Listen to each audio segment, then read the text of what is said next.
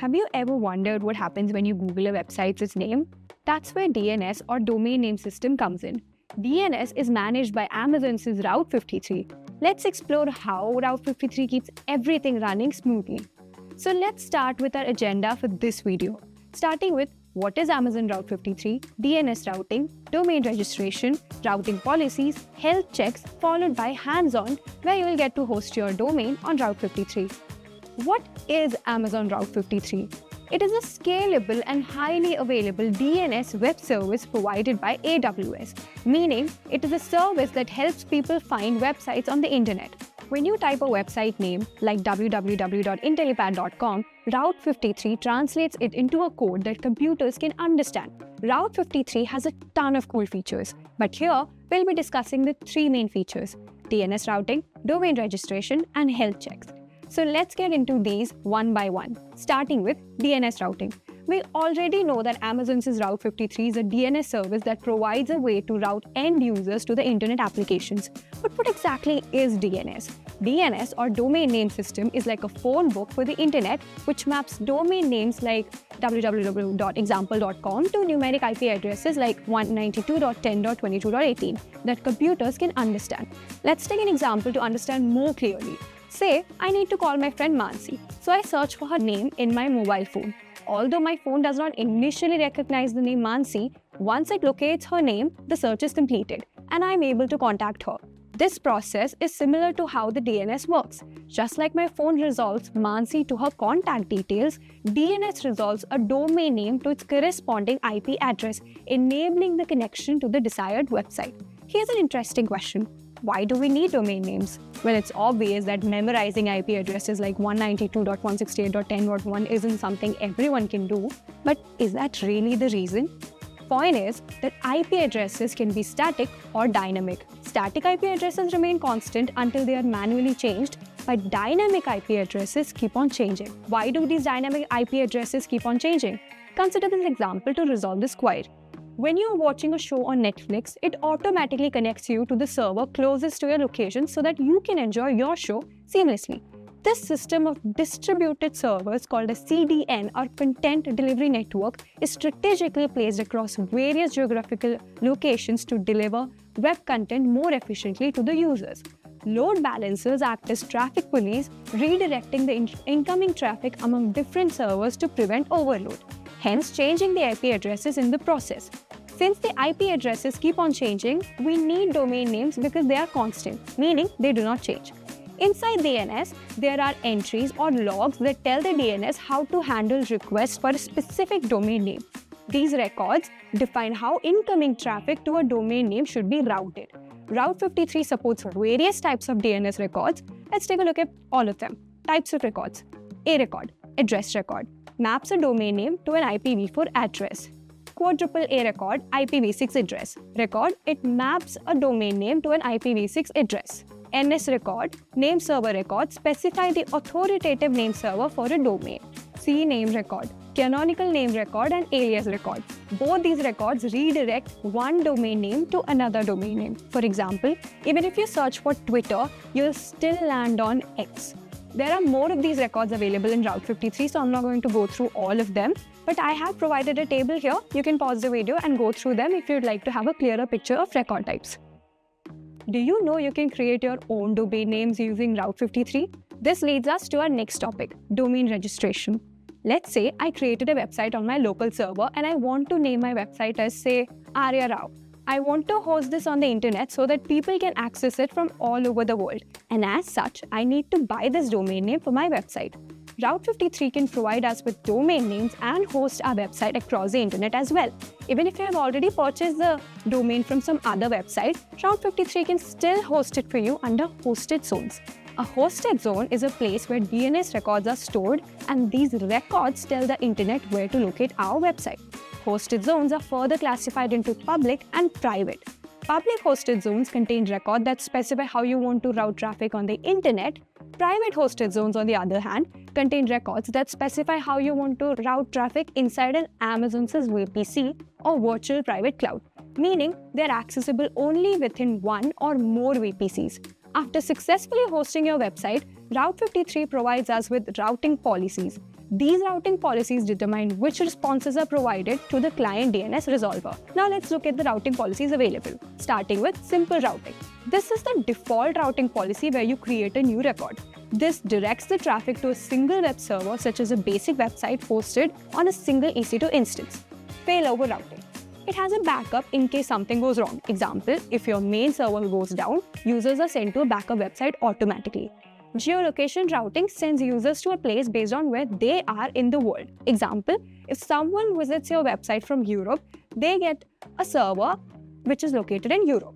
Next one, GeoProximity routing sends users to the closest place with some ability to tweak the exact routing. For example, users are directed to the closest server to them, but you can adjust it to favor certain servers slightly more.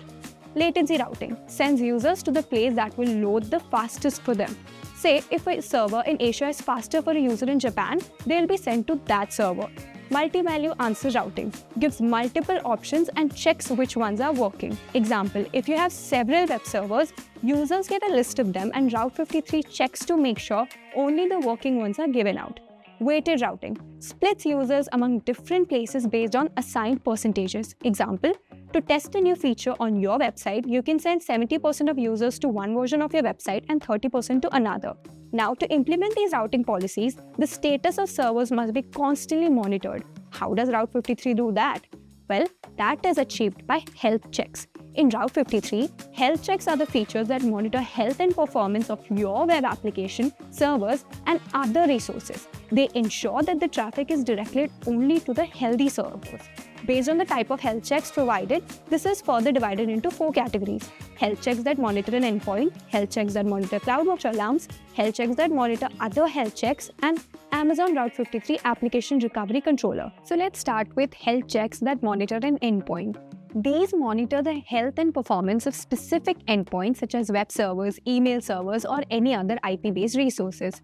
This feature is typically used to ensure that your web server or other services are up and running and to automatically reroute traffic to healthy instances if one of them becomes unhealthy. Health checks that monitor CloudWatch alarms. CloudWatch alarms are used to determine the health of your resources based on custom metrics, useful for monitoring more detailed aspects of your infrastructure and application performance, allowing for more granular and metric-based health assessments. Health checks that monitor other health checks. These create a composite health check that evaluates the status of multiple other health checks using Boolean logic. This is ideal for scenarios where the health of a service depends on multiple components, allowing you to create a single health service based on several underlying health checks. Lastly, Amazon Route 53 Application Recovery Controller enhances application resilience by managing failover and recovery across multiple AWS regions or availability zones. These are essential for disaster recovery planning, ensuring high availability and quickly recovering from failures by routing traffic away from unhealthy resources to predefined backup location. Now comes the interesting part where you get to learn how to host your domain on Amazon's Route 53. But before hosting your domain, there are certain prerequisites that you need to achieve. First, you need a running EC2 instance. Second, this EC2 instance must have a website or any other static content running on it so that we can display it on the website. Lastly, and most importantly, you need a domain name. You can either purchase it from any website like Hostinger or Namecheap, etc., or you can get it for free from the internet. Okay, so to start with the hands-on part, here I have already an EC2 instance up and running, but if you notice here, this IP4 address, this keeps on changing if you reboot this instance. So for that, so that this IP address doesn't change and it stays and it remains static, you need to go to the EC2 dashboard and create an elastic IP here.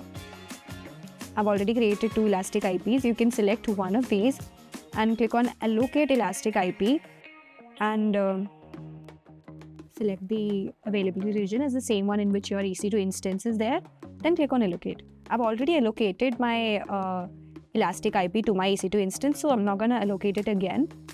All you need is this IPv4 address. And now coming to the important part, your domain. Here I've bought one on the Power Host. You can buy it from anywhere or just find it on the internet, free domain.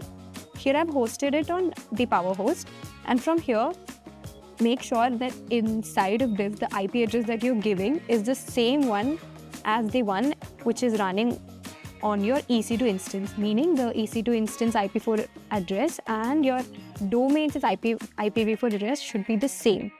Now, here another thing you need to add is the name servers. So yeah, these name servers. You can get these name servers if you go to Route 53 here.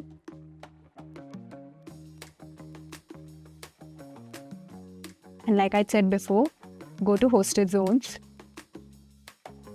Here you can find the hosted zone that I've already created one here. If you're the new one here, you need to create a new hosted zone.